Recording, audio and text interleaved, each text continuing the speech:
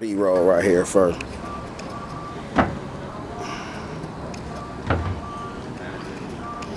Nashville, Tennessee. Where we at, man? Nashville, Tennessee, man. Welcome to my city, Nashville, Tennessee. Man, a lot of people don't know Cashville. What's Cashville though? I mean, you know, Nashville is for the go-getters, man. You know, whether they corporate or they in the streets, man. We just always trying to build and grind, man. The city's been growing. You know, the people. Man, last time we talked, man, our interview did some views, man. Like you kind of gave them some exclusive stuff, talking about the chain on down to taking the sandwich and 50 Cent Kitchen and everything else, man. Right. So we know you're honorary by now. Right. Well, you know, sometimes it's in you, it ain't on you. So, you know, what we up to now, man? I've been working always. I've been working. Man, you've been dropping songs on the road, popping up. The new record is actually with BMF Cash. Shout out to BMF Cash. Called Damn She Got Ass on Her. You know, y'all check that out on YouTube. You know, and I got the new single Trap Nigga coming out. So, you know, a lot of work, a lot of good things coming. Shooting videos, popping up. Yes, sir. Popping up. You know me, man. Man, I want to jump head first into it, man. We ain't cutting no corners today, man. Right. Your relationship with 50 Cent, man, is it real? That's what people try to put dirt on your name, bro. Like it ain't what it is, man. Like they see you tagging them. Right. You know what I'm saying? You know, people say you know what I'm saying, you zooming in on pictures. That's what I heard today.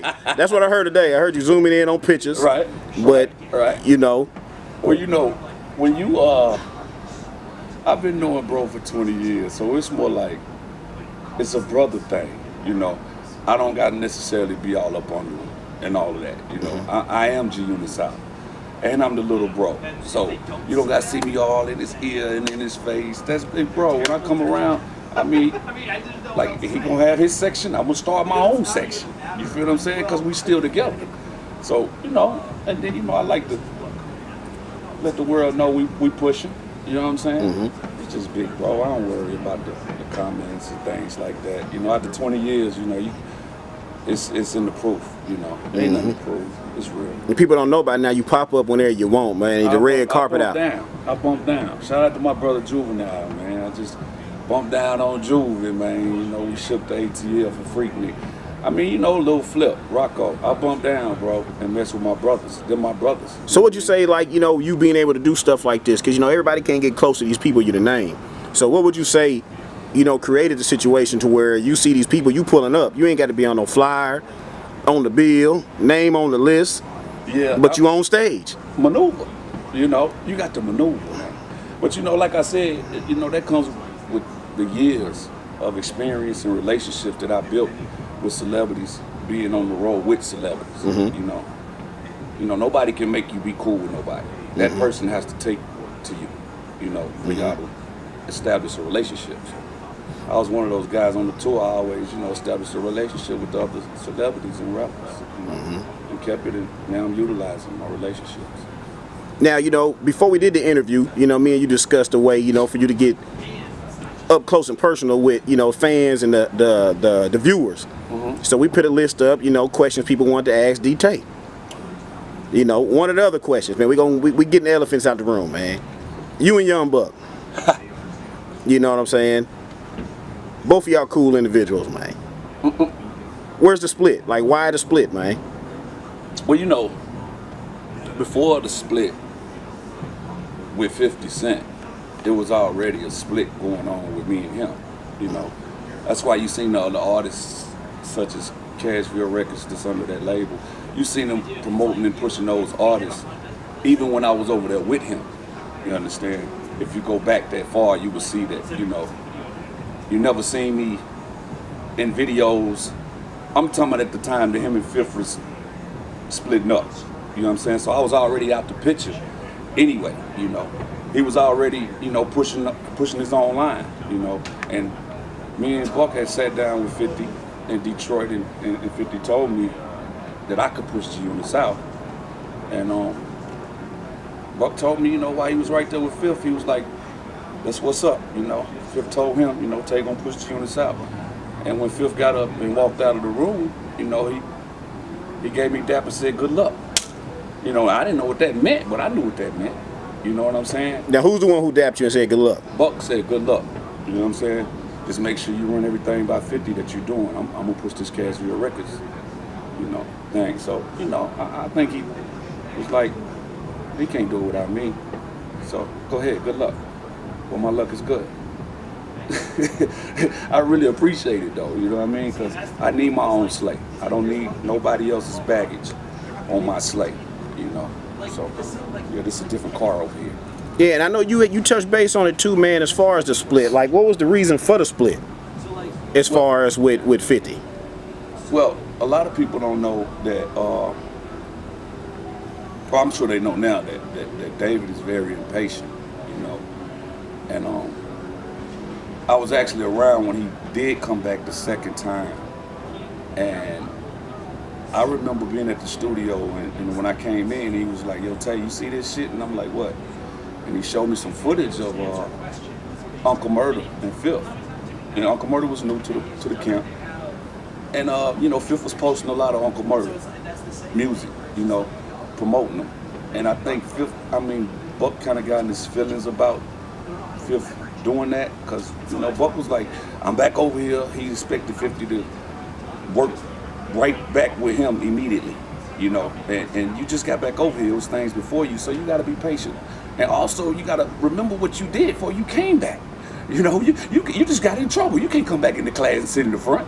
You feel what I'm saying? You got to sit in the back, man. These people been putting in work. So I think his patience was the problem with that. So with y'all being brothers, man, another question was, everybody understand, we done watched it in other interviews, y'all have y'all personal brother beef because y'all was like brothers. Some people would like to say, do you think you should have kept y'all's personal situations under the table, and what they so-called call it real, like keeping in-house business in-house and not putting it out to the world? How you feel about that? Well, I wasn't never the one to put it out into the world. It was, David did it first. Well, he did it a lot of times. The Big Vax interview.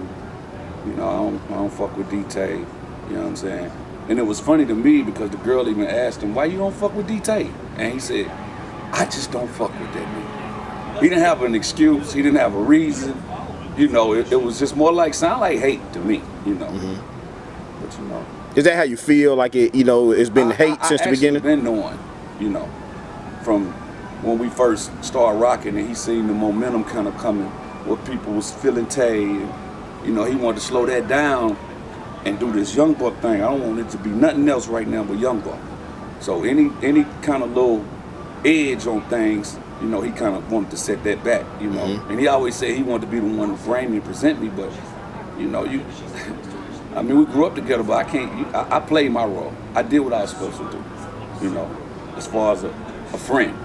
But it come a point in time where you got to be a man, you understand? And we both have the same gift. So, and I think 50 realized that too. That's why I got and been where I've been and done what I've done. People don't know that anything they see me doing on television, the BET Awards, things like that on the tours, it was not Buck's suggestion. It was actually 50. That's why I keep it real with him now, because he's never done anything, to prolong or prevent what I love doing. If anything, he tried to help me with it, Buck was even surprised when he told him, "Yo, Tay performing with you on the BET Awards." It surprised me and him. So, and after that, that's when G-Unit South came about. Now, as far as like your situation, like, we go put one more question on it and put that one to bed, man. A lot of people have came, I ain't gonna say came to your aid, but kind of like stamped Tay a real nigga. Like Tay ain't really did nothing wrong. It's Cook-Up Boss. The main campaigner. Hello. Like, you know what I'm saying? Shout out to Cook-Up Boss too, man. Do you feel like y'all being too hard on him, man, and need to let that situation breathe and let it go? Well, we put in a lot of work over there with David, and he's good at feeding dreams to people, and sometimes when you feed people dreams, everybody's got their different way of how they accept it and move on. Mm-hmm. Some people accept it and move on. Some people accept it and they want to react. Mm-hmm. So, in the city knows that Tay, I'm outside, regardless. I've never been the type to, you know, have to rely on any guys for getting my back or in these streets to put in no work. I put in my own work. There's blood on my knife. There's names on these bullets. And nobody do nothing for me. I had to do it myself. So that was just growing up in Cashville. You know, that stuff stay on your report card. You know, and it's just a different thing because, you know, with Buck, he's never had a situation where he's put in no work, to my understanding. You know, and I've been knowing him a long time. You know, and that ain't trying to down nobody about nothing. I mean, come to Cashville if anybody got any, you know, inquires about David. You know, it's just real, man. This street shit real. And, you know, when you do things to your city, they remember that. So now it's like I'm the big joker. He the local joker. You know, but I mean, he chose that. He cut his own road. Now I definitely want to touch on one more thing, man. Like I seen it was going viral on the internet, man. The face off. You know, I move around in Nashville, you know, so you know I'm gonna put it out there. Right. You know, supposedly started at a hookah bar. Right. Okay. I heard it get heated in there. You know, that almost went down at the hookah bar. Then it went to Jazzy's. Yeah, we actually was at it started on Demumry Church Street. You know, Kid, I was coming back from Atlanta. I had went up there. And I was coming back from Atlanta, and I seen Kid had a show at Lavo, and I called the owner and told him, yo, throw me on the show. I come perform. That's my brother Kid, you know. And Kid, I don't hold nothing against Kid because he didn't know. He met me through with David, so he thinking we just having something going on and maybe he could fix it. You know what I'm saying? By bringing us together. But Kid not knowing that me and him wasn't rocking for years before he tried to attempt to do this. So he texted me telling me, yeah, I can't wait to see you, Tay, pull up, woo. We had already talked a couple of days before he got here.